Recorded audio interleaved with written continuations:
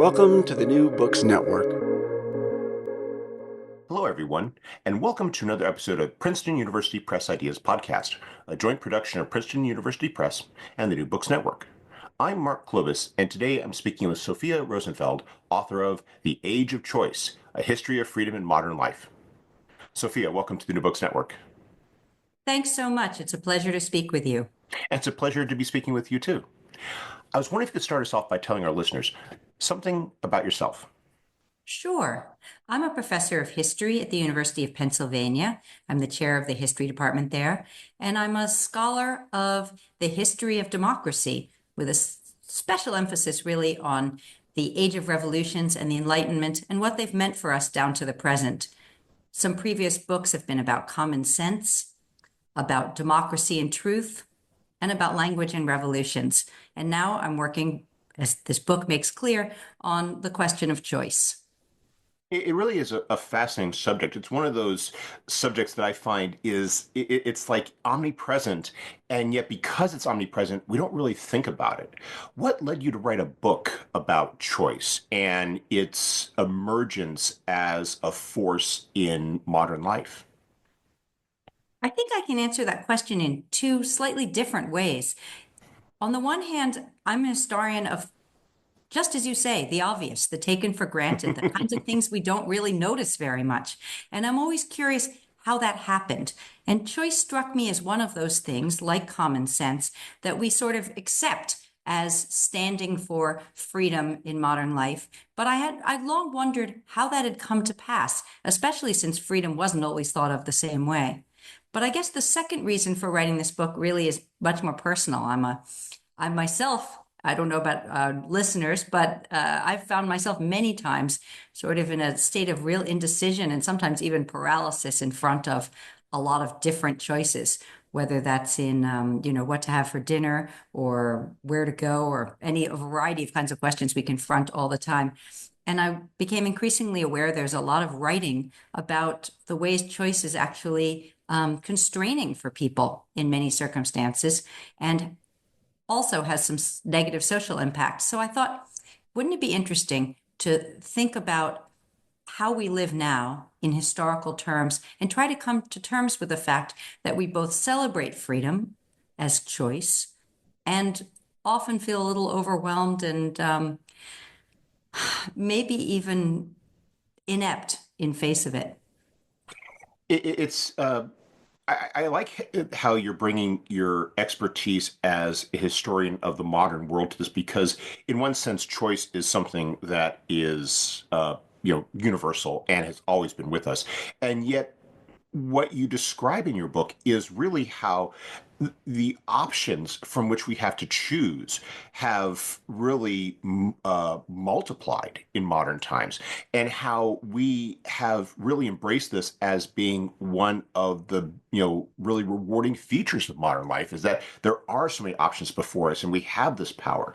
What I was wondering if you could elaborate a bit about how it is that this idea of choice became not just synonymous with the idea of freedom, but also a proxy for it.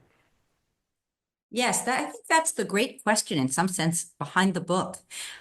We all know that the number of choices that we have proliferated exponentially. I mean, try to go on Amazon and type in something like sneakers and see how many possibilities there are. And you quickly realize that choice is proliferated in a way that seems unbounded in some ways. At the same time, though, it isn't just that we have more choices or even more opportunities for making choices. It's the valuation of choice that shifted over time as well. Choice didn't once have the kind of status that it has at present, which is to say, choice wasn't widely accepted as the basic meaning of freedom. And I'm curious how these two things came together, the explosion of choice and the valuing of choice. And to me, that's a story not just about philosophy, not just about who are the great thinkers who redefined freedom for us, but it's a story about how we live and what we do. And so much of my book is about the various kinds of social practices that have emerged over the last few centuries that have turned us all into choosers, from voting to buying things in a store to picking a romantic partner or a spouse. These are all relatively new activities. And to my mind, they don't really coalesce into a full sense that choice is freedom, that they really are synonymous activities until sometime in the 20th century. But the practices are, in many cases, slightly older than that. And so I thought I would sort of try to tell the long story of moving from a world in which freedom was often conceptualized as not needing to make a lot of choices, knowing already who you were going to marry, having independent status, not needing a profession, that sort of thing, into something where flexibility in choosing options for oneself of menus of possibilities became the horizon for freedom in commercial terms and also in democratic or human rights terms. That for me was one of the discoveries that I had when I was reading your book, which was taking these disparate ideas of choice with which I was familiar with in my everyday life and had encountered in reading about various things, and realizing the connection between them, about how the degree to which it was part of this modern phenomenon that we see reflected in various ways. And that was something I hadn't really put together until you explained it in your book. I tried to, I don't think that every choice making process is exactly the same. And I think it's important to not iron out all the differences. But I really was struck that both the language of choice and the apparatuses for choosing, things like ballots and menus and surveys, start to emerge in a particular time frame, in a particular part of the world, suggesting there's nothing universal about picking things off a menu and putting them in a basket or something like that. That this is, in fact, a practice that evolved to help us cope with the abundance of different options in front of us. And certainly it's part of the development of modern life, especially in the West, though it's become increasingly global over the last 2.5 centuries, say. Mhm. But I was- even more, it's Go ahead. about, sorry, even more, I think it's about a real change in how we live. Mhm. I was wondering if you could, if we could start looking at some of the aspects, some of the areas where we see that choice playing out. You talk, for example, about the consumer or aesthetic choice, which I think is the one with which we are most familiar with because we engage with it on a daily basis in the modern world. I was wondering if you could elaborate upon how that really expands in the modern age, and the degree to which it maybe helps to shape how we think about choosing in other areas.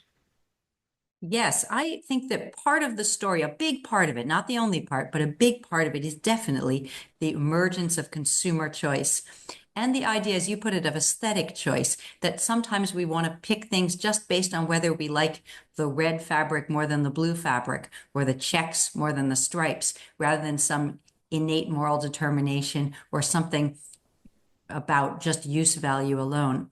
So I don't want to suggest that nobody ever went to a market or bought anything before a certain moment. But the practice that we call shopping is actually a new term in the late 18th century in England. It gets picked up in other languages subsequently. And it really means something specific. It means to go into a set location, not really a market, but something more like what we now call a store in a fixed location, and browse the options to consider the possibilities. And this went along with the emergence of stores that displayed the goods, of the development of price tags, of a whole bunch of different practices that now are really familiar to us, but weren't an element of previous consumer experience, you might say. And with this came notions of fashion, of choice. Choice becomes a key advertising term. It also becomes a way of imagining display.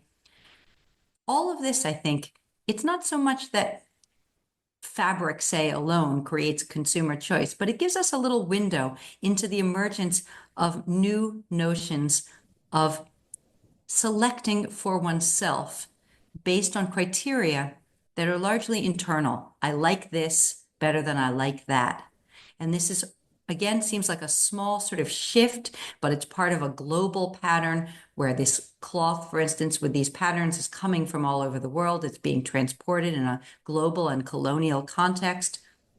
And it sets the terms in ways that are now hard to see, I think, for everything from going to a supermarket to looking up something to buy online and through Amazon or any other big provider. We still talk about consumer choice. We still try to think about how display works, how we select the great promise of the supermarket and 20th century creation largely is that it'll provide sort of unlimited choice with nobody getting in the way and telling you what to do.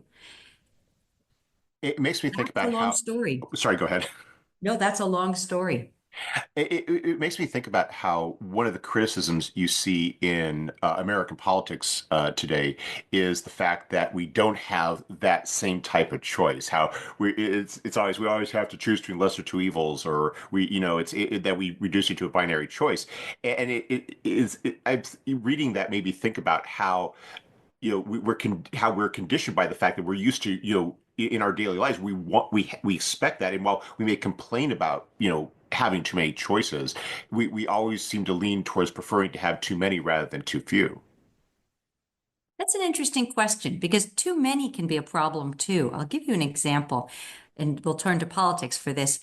I live in the state of Pennsylvania, and in Pennsylvania, one votes for judges, and including for courts that no one's ever heard of. And when you go to look at the ballot, usually, say, the Court of Common Pleas will list 40 names of people below it.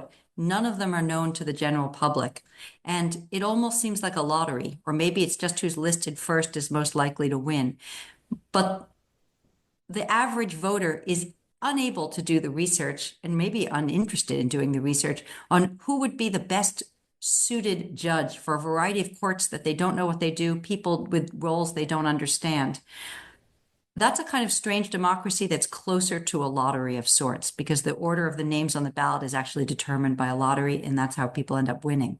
On the other hand, in presidential politics, for instance, in the US, unlike in many other nations, we really have two-party rule, which gives us a very limited number of choices, even with the primary system behind them. And that's a kind of choice that's so restricted in a way that many people feel alienated from the process, that neither of the candidates ends up ever reflecting what they'd most like to see as one of the options. And even there, they're not picking policies, they're picking people who will be sort of proxies for what they hope will happen in the future. So there are ways in which choice and democracy can be limiting with either an abundance or too few options. And this is the kind of thing that often political scientists study who are interested in voting. I'm particularly interested also in the development in the late 19th century of the secret ballot as the new universal gold standard. And that has to do less with the number of options than the conditions under which we vote. All of us are familiar with the strange process in the US whereby you go to a public space to perform something very private. And all of this, too, is a historical kind of aberration of sorts. It's neither a collective decision made by a group of people assembled, nor is it something we largely do completely at home, though that may change with computerized voting. At the moment, it's a kind of hybrid activity, and it too was developed, I think, very much like consumer choice to allow for the idea that people should have independent preferences and predilections that are interior, that they should have the opportunity to express when they see a kind of menu of possibilities, which is largely a ballot. We could, as opposed to a shopping catalog, it's a ballot, but it's a similar kind of activity. And in the 19th century, there were people like John Stuart Mill who were really worried that voting would become too much like shopping, that it would become too private and personal and based on preferences that are internal, but that's really how we do vote now. I mean, in some ways, he was prescient in his anxieties. So there's the question of how many options, and there's also the question of how we perform the selection of them. And that question of the tools we use to make that selection is something that you examine as well. You have an entire chapter where you look at the notion of intellectual choice. And it seems, and I was reading that and I was thinking about how uh, those choices oftentimes set the parameters by which we make choices in terms of, say, politics, in terms of, say, uh, uh, you know, uh, you know, friendships and so forth. And it's also where, and this is an aspect of your book that is very important, but we haven't really touched upon yet.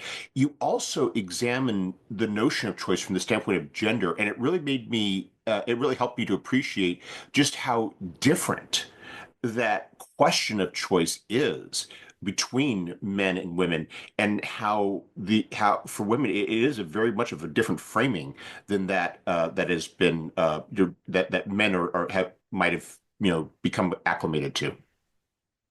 Both of those things are absolutely right. In terms of intellectual choice, I do think the other great story that grounds the whole thing is not just this consumer revolution idea, but also the aftermath of the Reformation, which led, at least in Western Europe and then eventually in colonial outposts of Western Europe, including North America, to the possibility of the proliferation of different religious options as well. And with that came an increasing sense that ideas too could be multiple, that pluralism was possible, variety, and therefore selection. Now, that doesn't mean people went out and picked out religions just like they picked out cloth. They aren't exactly parallel processes, and they aren't to this day, despite terms like church shopping or church hopping.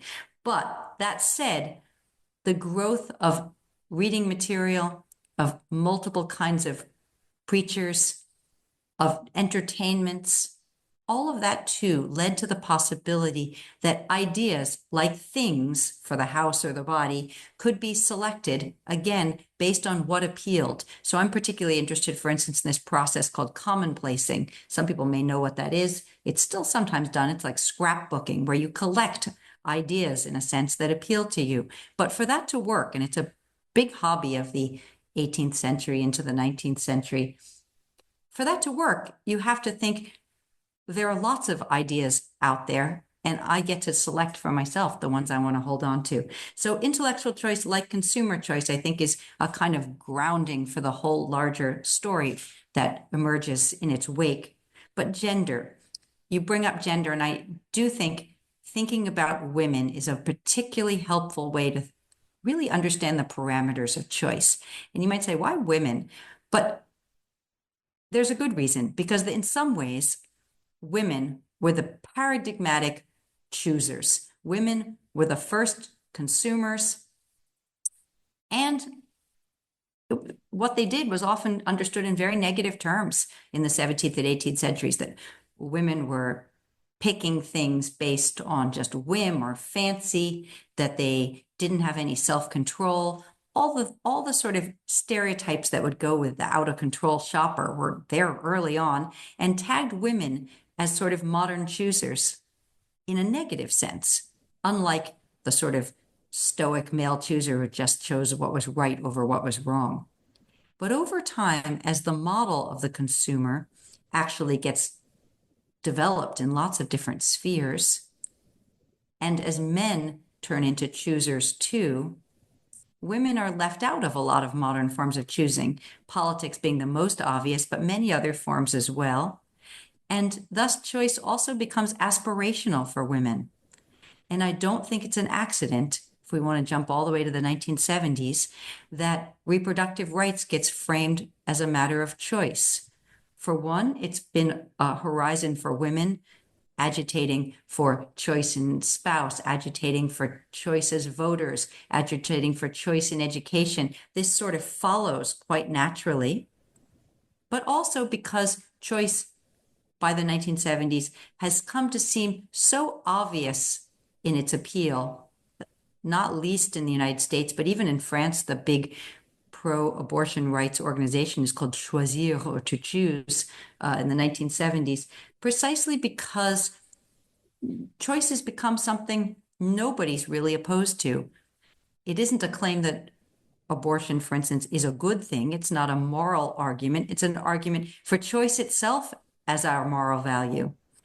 And so I thought, both looking to the 1970s, but looking all the way back to the 18th century, women are always bound up in questions about choice, being denied it, searching for it, being tainted by it, celebrated for doing it right or doing it wrong, and that it would give, looking at women would, in conjunction with men throughout, but not really ignoring this gender distinction, would be really helpful in looking at the ways in which choice became, in some ways, our modern morality. One of the areas where women first gain a greater right to choose is in romantic choices. And I love that chapter because, one, you elaborate upon the ways in which these choices were exercised in Western society, but you also talk about this other aspect of the book, and this was my personal favorite, the notion of choice being defined by rules. I especially love that line you have in the book about how the 19th century was the century of rules, and how you see the evolution of all these uh, you know you know definitions and parameters being outlined, which were designed in effect to determine how we make choices and what choices we should be steered towards. And you explain how how women exercise choice within these confines. It was an aspect of it that really it showed how the concept of choice was evolving during this period. I think one of the big takeaways from the book, in a sense, is that freedom of choice is a bit of a misnomer. The more choices there are, the more opportunities for choice, the more rules we need so that things don't go awry. Nobody gets hurt, they aren't dangerous. I think of a traffic intersection in a sense. You need a lot of rules to make it work so that everybody can get where they want to go. And most of that is a little bit hidden today. We don't think about choices requiring rules quite the way 19th century people did. But 19th century people knew choice was a little scary, especially the realm of romantic choice, because a lot could go wrong. And so to understand something about romantic choice, which is again something of a new idea, as any reader of 19th century novels will know, it's a scary new idea that women should have any autonomy apart from parents and neighbors and clergy to make their own romantic decisions, and especially in choice of a spouse, but even in choice of a dance partner. For that to work, there had to be an enormous number of either formal rules, as in voting, or informal ones, which we might call something like etiquette. And so I decided to look particularly at dancing, social dancing, because that's where you really see the extraordinary number of rules that emerged to help make choice structured all the time, to help keep people from making choices that were going to harm them or someone else down the line. It sounds a little silly, but it's actually fascinating to think why all over the world, because social dancing spread, especially European social dancing, everywhere from Santiago to St. Petersburg, especially in the sort of burgeoning middle and upper classes. To think that there were rules about whether the man had to stand to the right or the left of the woman, or offer a gloved hand or an ungloved hand, or ask the chaperone first if he could talk to the woman, or the woman could broach the topic alone. The minutia of these exchanges suggested to me an interesting subject, in that the more people could decide to, say, take a trip around the dance floor with somebody, the more they had to do it absolutely rightly, or there were going to be consequences. One of the interesting things is the relationship throughout the book, I think, about the growth of law and the growth of choices. You also elaborate upon the gender dynamic of choice in politics, and it's in the chapter where you also talk about the secret ballot. And it was interesting to think about that, how because I was thinking about some of the uh, you know criticisms that were sometimes raised about the idea of women voting, and how in what was involved there. But you talk about how, a lot of the sense that maybe women would be pressured, something like that. I mean, it was applying to men, which is why you have the secret ballot in the first place, and about how sometimes these gender differences were not necessarily ones of different perspective, but it was more different approaches to the same common problem that was posed with choice. The degree to which that sometimes it wasn't necessarily a free choice, how there would be all sorts of efforts to try to dictate that choice in a way that served one interest or another. I think the politics part is especially interesting. And I'm glad you found the part on women and the suffrage movement to be a kind of interesting coda to the discussion of the rise of the secret ballot. They're often talked about together. There's an enormous literature, of course, on women's suffrage around the world. There's less about the rise of the secret ballot, but I was interested in the relation between the two because the changing understanding of what voting is actually about is, I think, the kind of precursor to the possibility that women could be involved in this activity. When voting ceases to be an entirely communal event, when it becomes sort of privatized and about personal inclinations, it's easier in a sense to imagine women voting. And women were very clever, suffragists of all sorts, in trying to play on the ways in which they were both understood to be natural choosers in some gender specific way, but also on a kind of universalism that all people have tastes and predilections. Women should be able to actualize them as much as men. This wasn't a matter of participating in the rough and tumble of civic life. It was a discrete activity of going in and pulling the lever for somebody that one was interested in. So I think there's a way in which women's suffrage can be really rethought as an outgrowth of a change more largely in what the act of elections, voting, suffrage was all about prior to its universalizing, as we imagine new groups of people entering this sphere of voters over time. So what we've talked about now is sort of the expanding horizons of choice, about how choice was becoming more was becoming much more a fundamental component of life in the modern world, and that there were efforts to constrain it, there were efforts to define it, there were sort of concerns about it, but there were also efforts that you describe in your book to uh, basically crack it, to guide it, and you get it. You also talk in your book about the science of choice and about how we start to see, especially when we get to the 20th century, the growth of efforts to both understand the mental mechanism of choice and also to try to direct it using maybe not the formal tools of telling people what to choose, but through the more subtle, for lack of a more subtle word, manipulation via things like marketing. That's exactly right. I think in some ways the 20th century part is extraordinarily interesting and maybe even the strangest part, even though it's in many ways much more familiar to us. Whole sciences emerge, as I understand it, in the 20th century, essentially to explain why we make choices, when we make them, what those choices mean. And those fields range from marketing to economics, to psychology, even psychiatry, fields in which the question, who chooses what, when, and why, is fundamental, even as they sound quite different from each other. And as you say, part of this is about understanding human nature, beginning from the premise that humans are, in a sense, natural choosers. But part of it is also an effort to direct or redirect it. How do we get people to make better choices in their personal lives? Or how do we get people to make better choices when they go to a store and they see all of those items sitting there? How do we get them to spend their money on the things we want them to spend their money on? The 20th century is filled with such efforts, and they don't really surprise us, except that I thought what was especially surprising as I studied this was the way ordinary people helped grow this idea.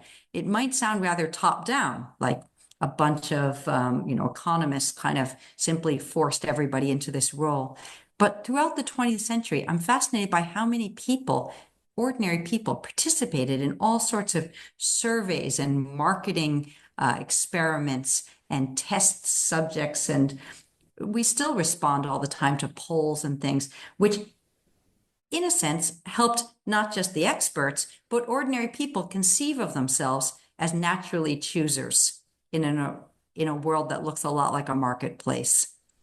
And to my mind, that process has been especially important in cementing what was already a set of social practices, but which hadn't really emerged into a full-blown worldview, the one that allows us to think today that choice is a good solution, increasing choice is a good solution to most problems, to think of choice as a value on the right and on the left. If you think of everything from reproductive choice to school choice, or even this week, one of President Trump's first executive orders was about consumer choice.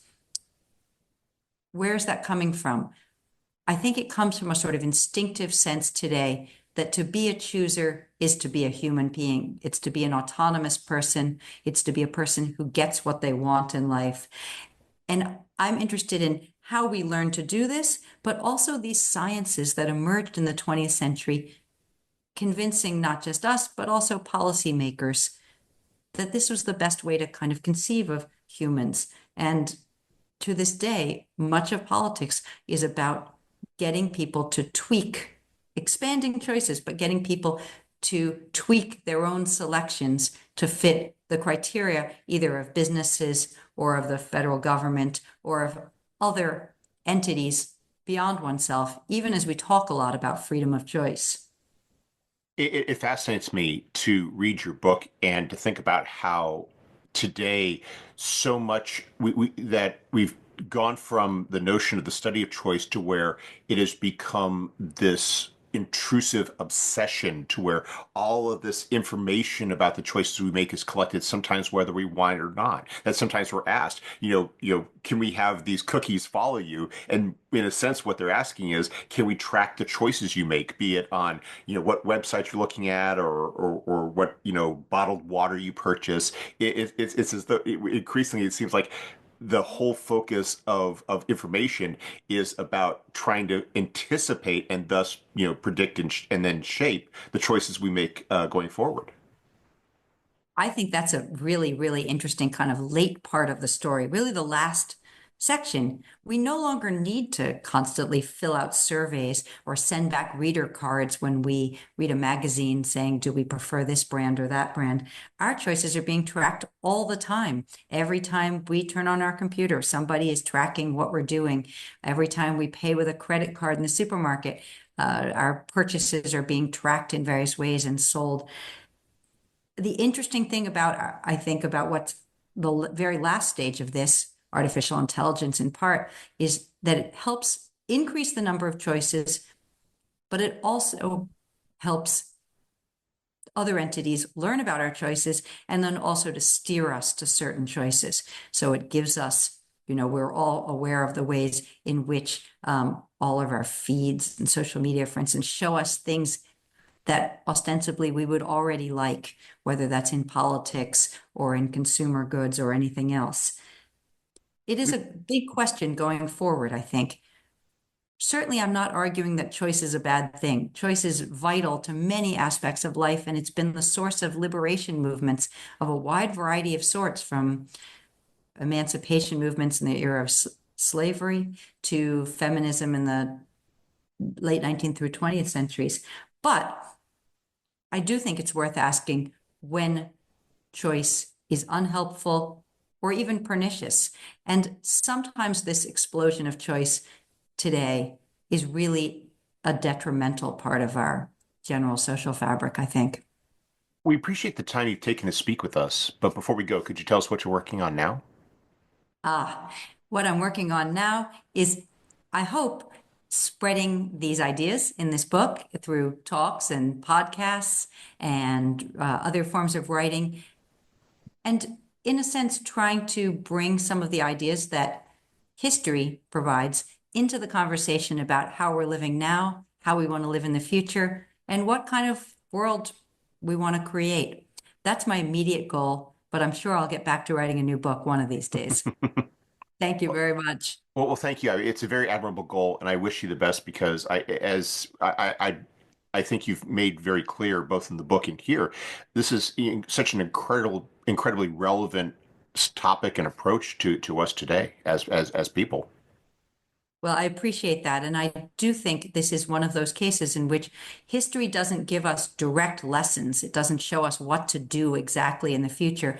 But what I hope for this book, as for many histories, is that it shifts the terms of the conversation a little bit. It just gives us new ways of thinking about the things that, as you said at the very beginning of this conversation, might otherwise just seem obvious.